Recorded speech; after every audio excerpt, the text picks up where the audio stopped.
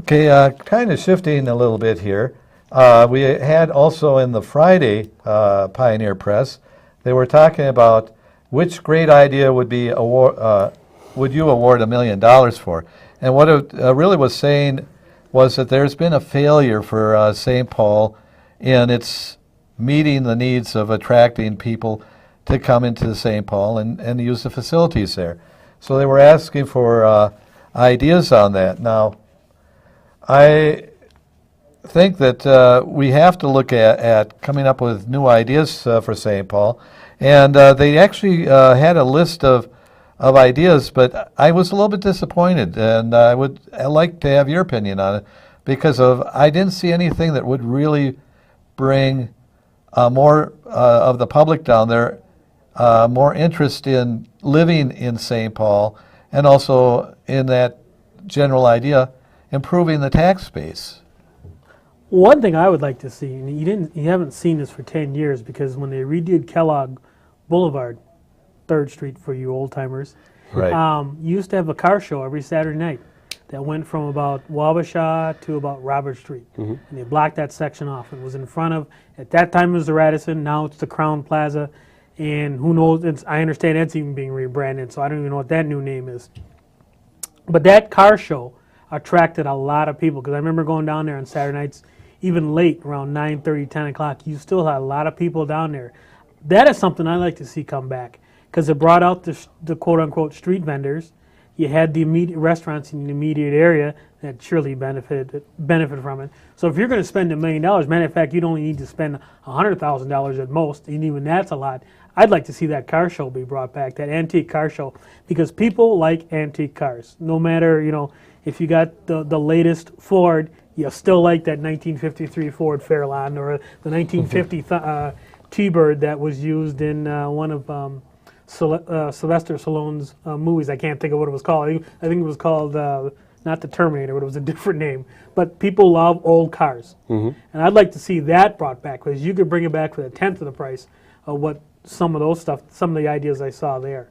I would also like to see, and get your thoughts on it too, because you have the land available on the south side of the river between Robert Street and Wabasha, because it used to be an old manufacturing plant there. I'd like to see an incubator brought there, because that would tie in very well with the education, with the entrepreneurship, and a place for new business to kind of start up. We had an incubator over on Empire Boulevard over in St. Paul, but it's turned into just regular office space now. It was some old railroad buildings. Your thoughts? Sure. Well, we were just down for Cinco de Mayo, the Cinco de Mayo parade this past weekend, kind of in the area you're mentioning, down off Robert Street and Wabasha in that area. The Cinco de Mayo parade was a very good event, and it was chilly, but there were a lot of people and we had a lot of fun, and I want to let everybody know in that community that we want to listen to your voices. If there are things that you need, we want you to give us a call, and we want to hear what the things are that you would like to see done on the west side.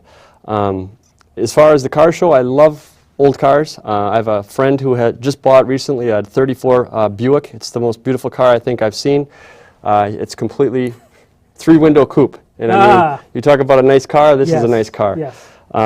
So yeah, that would be fun. We could do something like that and bring a bunch of people in. I know they have car shows out at the State Fairgrounds, which is fun, but that would be a good idea. I know that there were some plans in place for that part of the west side that were in place. I think Jerry Trian had an idea for doing the flats, or I'm not sure what the name of it was. More, yeah, I remember seeing that. That was more. It was also going to have a baseball stadium down over on that side at one point. Yeah. That was more of a Riverwalk, combination Riverwalk, combination Las Vegas style situation. But even then, that was 2006. There was a real question about, is this type of project feasible? Right. But I agree, you need that kind of grand thinking to bring a practical project in, and I think that's something that's and you got to realize, and you got to realize at the same time, we have had this land sitting fallow since the Port Authority came in and tore it down. Like you had pointed out, this was when when I was a young man in the 70s. This stuff was torn down. We were talking about there was St. Paul Brass, and then another one happened to be American Hoist and Derrick. And the land that you were talking about is a little bit farther over on Concord, but the land we're talking about is on Wabasha, just over the bridge down there. Well, And they've got a couple of, but these are, again, government buildings that have been built there. Well, Other than that, what's really been built there, because American Hoist and Derrick was right at the edge of the south Right. end of the bridge. That's now U.S. Bank. That's actually their investment operations. right. Is in that building. But there. there's a lot of land that was also part of the same thing that Right. still hasn't been developed. and that's what I'm talking about. Right, and that's the sad part about it. 30 years, and they're still tearing down buildings in St. Paul. When you hear about it, and I guess, would you be an advocate to stop the tear down in St. Paul? Minneapolis, there is no tear down. In fact, when they tear down something, it's to build a bigger and more impressive skyscraper. In St. Paul, it's to leave another empty, open lot, and we're having a real problem with that. We do need parking, but the reality is we really need to have the type of vibrant city that will guarantee that people want to be there. And I don't see that with what's going on right now, where you had a building complex called the 3M complex that was torn down a year and a half ago when all the buildings were in very good condition and easily be revitalized. In Detroit, they're saying that's the very type of site that would have been that type of nucleus for bringing industry back in and these little incubators. Instead, what we're doing is we're tearing it down. Now we're talking about the Ford plant. Well, one interesting thing that I've recently, the Met Council just tore down a building on University and I believe it's Raymond, right by Menards. Yeah. And it was a building that's been there for a long time, and you're exactly right. Why they tore that down, I don't know. But now they're going to build a new headquarters there for the Met Council, and Excuse me? yeah, that's going to be a new headquarters for the Met Council. And are they going to pay their And- taxes? Yeah, no, probably not. But again, back to this $1 million award. I really, you know what, I've got an idea for this $1 million award. I think that should be given to children in college, of giving them an incentive to think outside the box and maybe giving them an award so they can go to college and use that money for school. That's where that money should go. And you know, I've got some ideas on some things. I know the jail in Ramsey County that sits over the river. You know, you've got those cells that used to be there holding the people in, you know, when they're in captive. We could use those cells. If you've ever been over to off of Phelan and Johnson Parkway, the Hmong group has a beautiful, huge facility with all kinds of individual entrepreneurs. We could set that up the same way so that those folks could go in there, they could open up businesses, they could sell things. It would be a great way to generate revenue, and it would also generate taxes for that area. You know, the Hmong group over on the Payne-Phelan corridor, I talked to Brandon Vu, and he's also mentioned he's having problems with parking. The city is not listening to them with regard to parking. So we're actually trying to find a way to help them out with their parking issue. The city of St. Paul has a real issue with parking, and I think it has to do with a lot of planning.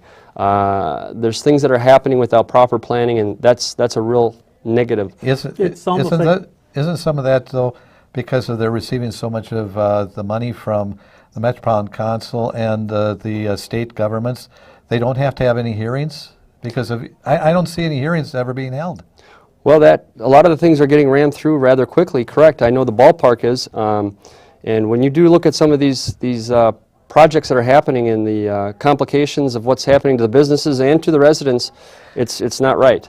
So parking is a big issue that needs to be addressed across the board in St. Paul, up and down University, downtown and lower town, over in the Hmong village over there off of Johnson and Phelan. They're having parking issues, and it's just something that needs to be addressed. I think that as far as listening to the people and the ideas, we'd love to hear all the ideas. There's probably many ideas that are better than what I just mentioned, but that's one idea for the Ramsey County facility that's sitting pretty much empty. And I mean, there's a lot of people that could go in there, open up small vendors and stores and generate money and move product. We need to open up our eyes and open up our ears and listen to people.